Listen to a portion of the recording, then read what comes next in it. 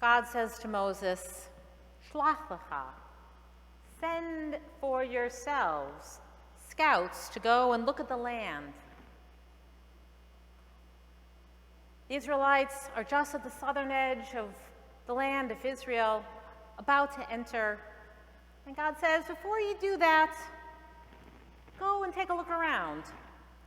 I think this is where Ronald Reagan got the idea of trust but verify. That you should trust in God, but you should also see what you're getting yourselves into. You should go into the land and see what it's about.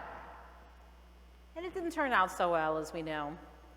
12 of the spies went in and they looked around and they said, yeah, this land is incredibly beautiful. And they brought back these large grapes, one of the symbols of the state of Israel are the grapes, and it comes from this scene of the spies.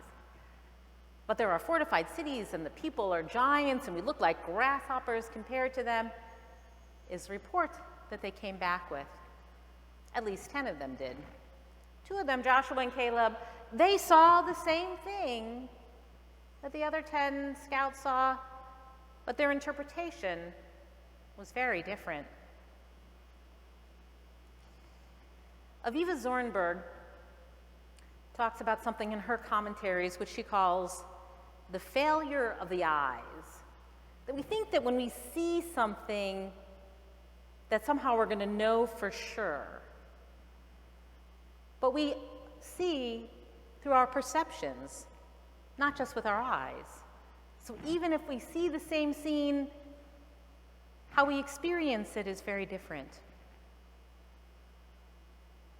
But seeing is important, not on the level of eye, but on the level of what we really see and experience within. So we're going to take these few moments and know that we can't enter the land, which is symbolic for moving on to where we need to go in our lives, the next stage in our lives. We can't do that unless we clearly see. Because when we can clearly see, then as Joshua and Caleb say, Ken nuchal, yes, we can. When we try to ignore what's in front of us, or when we go in with clouded vision because we're all so stirred up and we see through that lens, then it makes it difficult for us to function productively and positively in our lives.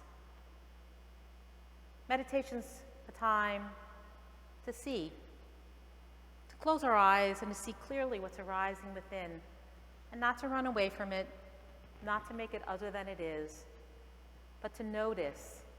And through that noticing and seeing, we get a clearer vision that can help support us and move us forward in our life in a positive way. Perhaps that's what Joshua and Caleb were able to do, and the other 10 scouts could not. And so as we welcome this Shabbat, we take a moment to close our eyes, to roll our shoulders back a little bit, to sit up straight, to be comfortable but yet alert, and to turn our mind's eye inward to that place of clear seeing.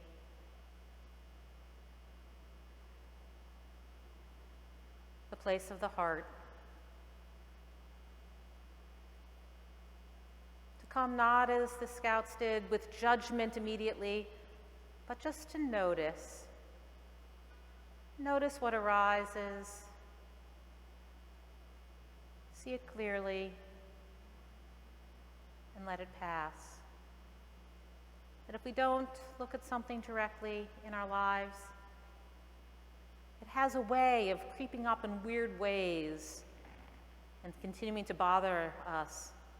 And if we want to ignore something and push it down instead, it doesn't go away. It just comes out in bad behavior or in negative emotions. So the moment of meditation is just to acknowledge, yes, I see. It may be hard to see, but unless we can see clearly, we can't move forward with confidence, with a positive attitude. So let us take a moment to be like Joshua and Caleb, to see, to notice, and then to be able to say, Ken nuchal, yes, we can. So take these moments, and again, as I said, the instruction today is just as things arise, you see them. Don't get attached to the story about them. Don't go into the good or the bad, just to recognize what is. When we can more fully do that, then we can shape ourselves into the good. So take these moments just for yourself to settle, to focus inward on your mind's eye.